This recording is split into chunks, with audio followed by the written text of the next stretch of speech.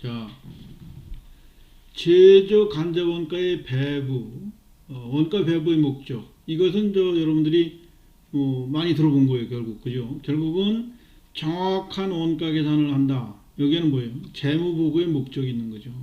이 제품에 대한 원가 계산을 정확히 해야 결국 매출 원가와 재고과선 평가를 정확히 할 수 있는 거죠. 그 다음에 어떻게 보면 부수적인 거고 어떻게 보면 더 중요할 수도 있는 거예요. 관리 회계적 목적이다. 즉, 이 원가 정보가 있어야 우리가 계획을 수립할 수 있고 판매 계획 또는 생산 계획, 예산 이런 거예요. 또는 타당성 검토, 또 새로운 사업의 확장 계획 이런 것들 할 때 이 원가 정보가 아주 중요하죠. 그 다음에 가격 등의 의사결정. 원가 정보가 있어야 우리가 이거에 대한 그 가격을 정할 수도 있고, 결국은 시장 가격보다 생산 원가가 높으면은 결국은 지속적으로 생산을 할 수가 없겠죠. 그런 판단할 때 필요하죠. 업적 평가 및 통제 등을 위한 목적.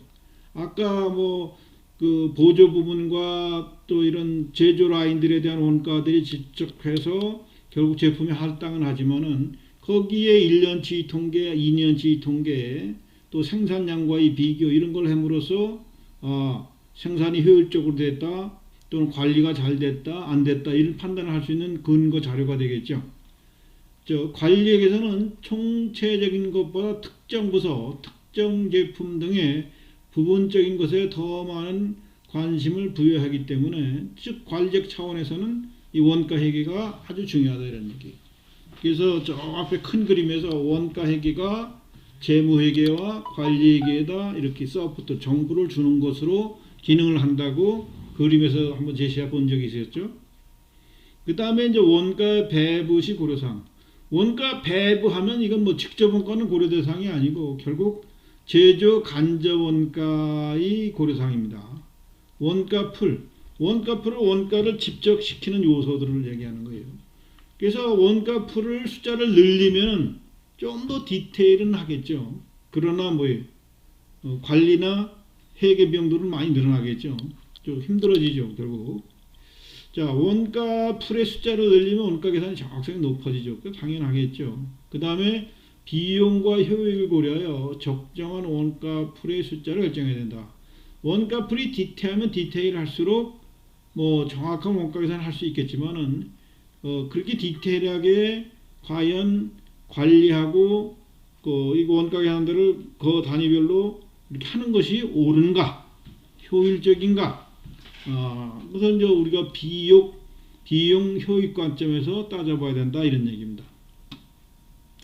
그 다음에 합리적인 배부 기준을 결정해야 되는데, 이게 원가를 배부하는 데 있어서 인과성이 있어야 된다는 얘기. 어떤 거는 노동 생산 시간이 많이 들어가는데, 즉 근로자들이 생산자들이 모여서 계속 수작업에서 생산하는데 그냥 어떤 기계를 작동한 기계 작업 시간을 고려해서 배분한다. 이런 그게 노동력이 많이 들어간 제품이면 인간의 노동력 급여에 대한 여러 가지 활동 요인들, 동작 연구 이런 거 들어봤죠. 동작 연구, 시간 연구를 해서 어떻게 하면 이걸 계산할 것인가 뿐만 아니라 제품 원가에 대한 구성도 되는 거죠. 그래서 이것이 결국은 인과성에 따라 결정이 돼야 합리적인 원가 계산을 할 수 있는 거예요. 인과관계라는 배부 기준으로 결정된 측정치의 사용량이 늘어나면 배부될 원가의 사용량도 늘어나는 관계에 있다. 서비스를 제공받는 부분의 종업원수, 노동시간, 계획작업시간, 해당 부분의 자본 투자액 등등의 원가 발생과 소비되는 그 관계를 정확히 인과관계를 추정해서 배부 기준을 만들어야만, 또 배부 방법을 써야만 정확한 원가 계산을 할 수 있는 것입니다. 조직 구성원들의 행동적인 측면을 고려해야 된다. 이거는 뭐냐면은 이렇게 함으로써 공정이 개선되거나 또는 레이아웃이 개선되거나 하는 것들을 고려해서 정해야 된다 이런 얘기죠. 디테일만 하고 아무 의미가 없어. 그런 건 그냥 쓸데없는 잔소리 같은 거예요. 그래서 이런 걸로 하면은 불필요한 행동도 줄일 수가 있고 또 공간도 좀 효율적으로 배치해서 쓸 수가 있고 이런 정보를 생산하도록 하는 것이 좋은 것이죠. 자, 이제 조금 더 이제 구체적으로 들어가서 부문 공통 원가의 배부. 자, 부문 공통 원가는 뭐냐면은 부문별로 제조 부문과 보조 부분, 또 제조 부분에도 여러 부분들이 있었죠. 자, 이런 부분들에 있어서 그 발생하는 원가들을 추적하는 거예요. 그 부문 공통 원가의 배부 대상은 각 개별 부분. 부문 공통 원가의 배부 기준은 원가와 배부 기준 간의 인과관계를 고려해서 결정해야 된다. 이게 맞겠죠. 그러니까 우리 아까 그 뭐 제조부, 절곡부, 절단부, 뭐 도장부 뭐 이런 부서들도 있었고 또는 그 생산 지원 부서들 있고 보조 부분들도 쭉 있었죠. 여기에서 직접적으로 쓰는 거는 직접 짓게 하면 되는 것이고 그러니까 이런 부서가 이제 공통적으로 쓰는 것들은 어떻게 배부할 거냐 이런 거예요. 건물의 감가상각비.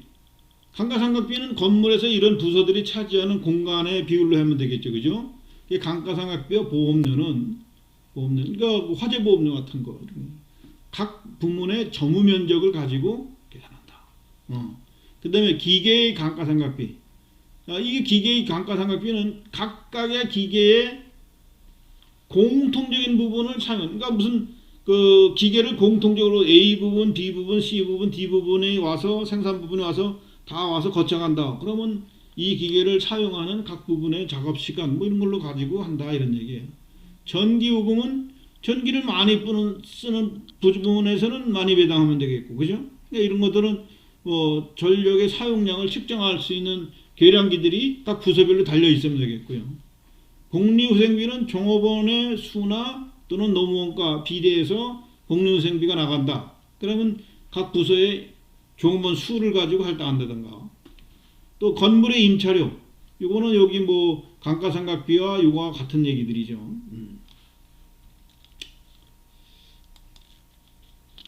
그 다음에 이제 보조 부분. 보조 부분은 그러니까 우리가 이제 제조 주라인 있고 그 보조 라인들이 있었죠. 보조 부분. 그러니까 공장 인사관리 부분, 건물관리, 동력부, 수선부, 검사부 뭐 여러 부서가 쭉 있을 수 있어요. 이런 것들을 과연 어떻게 배부할 것이냐 하는 문제예요. 그래서 각 부분의 보조 부분의 자체 발생시킨 원가, 개별 원가죠. 여기서 생기는 보조 부분 개별 원가와 부문 공통 원가가 있었죠. 이것을 배부 받은 것을 결국은 부분 원가는 각 제조 부분을 할당했다가 이 제조 부분에서 다시 제품을 할당하겠죠. 그러니까 각 제조 부분에다 어떻게 할당할 거냐 하는 방법에 있어서 직접 배부법, 단계적 배부법, 상호 배분법이 있습니다. 이 직접 배분법은 어떻게 되는 거냐면 각 보조 부분에서 제조 부분으로 A, B, C가 있으면은 각 이렇게 할당하는 거예요. 근데 요거는 좀 문제가 있는 것이 요 보조 부분은 인사관리 부분이 딴 부서에도 인사들이 있잖아요. 그죠? 그럼 여기서 발생하는 원가는 그 아까 제조 라인뿐만 아니라 이 부분에도 쓰는 거죠. 건물 관리 부분도 다른 부분에서도 뭔가 쓰죠. 다 이렇게 여러 부분에서 같이 쓰면은 이것을 가장 널리 기여하는 부분부터 단계적으로 배분해서 결국은 제조 부분을 배분하겠다 하는 거고요. 상호 배분법은 서로 상황 영향을 주니까 이것을 함수적으로 풀어서 그러니까 얘가 여기다가 몇 퍼센트 또 얘는 제조 부분서부터 각각 몇 퍼센트 이렇게 할당되는 것을 함수로 풀어서 또 상호 배분이 되도록 만들어서 배분하는 것이 좋은 방법이긴 한데 이거는 뭔가 조금 계산이 복잡하겠죠. 그죠? 물론 전산화가 돼서 이게 계산할 수 있도록 프로그램이 돼 있으면은 뭐 컴퓨터 내에서 그냥 훅 돼버리니까 뭐 복잡한 방법은 아니에요. 다만 직접 배분법은 이 보조 부분의 원가가 제조 부분 A, B, C의 상호 간에는 큰 영향이 없고 바로 배분해도 큰 비중을 차지하지 않을 때는 직접 배분법을 쓰는 게 좋겠죠. 이게 단순하니까.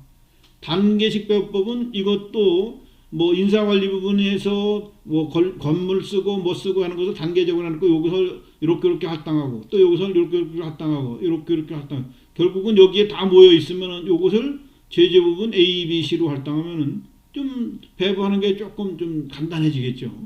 상호 배분법은 좀 복잡하지만은 뭐 함수식으로 이게 계산해내면은 함수문 설정이 되면 어떻게 되겠어요? 컴퓨터 내에서 계산하는 거는 너무 쉬운 일이죠. 자, 보조 부분의 배분 방법, 직접 배분법. 아까 설명 이미 다 했어요. 각 보조 부분의 원가를 직접 제조 부분에서 배분한다. 간단히 적용할 수 있기 때문에 가장 많이 사용되는 방법이다. 뭐 그렇게 복잡하지 않은 공정이나 또는 이쪽 부분의 보조 부분의 그 코스트가 제조관적 원가 부분이 큰 비중이 아니면은 직접 배분법을 써도 크게 왜곡되지는 않을 것이죠. 그러니까 이 배분법을 여러 가지 중에서 선택하는 것은 되도록이면 원가 배분의 방가 왜곡되지 않도록 간편하면 되겠죠. 그러나 이런 것들은 왜곡될 가능성이 크죠. 단계 배분법, 단계 배분법은 다른 보조 부분, 아까 여기 몇 개시가 있는데 거기에서 제공한 서비스를 부분적으로 서로 인정하는 거. 얘는 여기도 제공하고 여기도 제공하고 여기도 서로 상호 제공하니까 이것을 포괄적으로 그 혜택을 주는 것부터 이렇게 배분을 해서 결국은 계단식으로 단계식으로 배분가 일어난다 해서 단계 배분법이에요. 단계 배분법은 계단식 배분법 이렇게 이런 말로도 표현을 합니다. 그 다음에 상호 배분법, 선형대수법. 이건 이제 함수화하는 거예요. 각 부분에서 발생한 그 서비스들을 각 부분이 상호간에 얼마큼 쓰는지를 저로 비율 계산을 해가지고 그것이 서로 영향을 미치도록 그 주는 영향을 다 함수화시켜서 이것을 그 선형대수법으로 풀지, 방정식 풀듯이 배분하는 거예요. 이거는 가장 논리적으로 정확한 정보를 제공해주는 방법이고, 그러나 계산 절차가 복잡하기 때문에 실무에서는 가장 적게 사용되는 방법이다. 이래 돼 있지만 이것이 어느 정도 규모의 회사에서 이게 전산 프로그래밍화 된다면은 이것도 뭐 어려운 방법은 아니죠. 그죠? 물론 상호 간의 서비스를 얼마큼씩 쓰는가는 뭐 측정을 해야 되겠지만은 자, 그 다음에 직접 배분법도 좀 쉬었다 가겠습니다.